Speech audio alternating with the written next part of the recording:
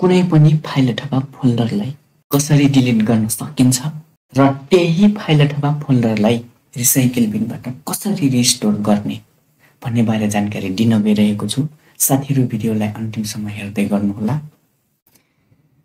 हजुरले डिलिट गर्न चाहेको फाइल अथवा फोल्डरमा राइट क्लिक गर्नुहोस्। राइट क्लिक गरिसकेपछि डिलिट अप्सनमा क्लिक गर्नुहोस्। यसरी सजिलै डिलिट गर्न सकिन्छ कुनै पनि फाइल अथवा फोल्डरलाई। अब यही फाइल अथवा फोल्डरलाई रिस्टोर गर्नु छ भनेपछि रिसाइकल बिनमा जानु पर्यो।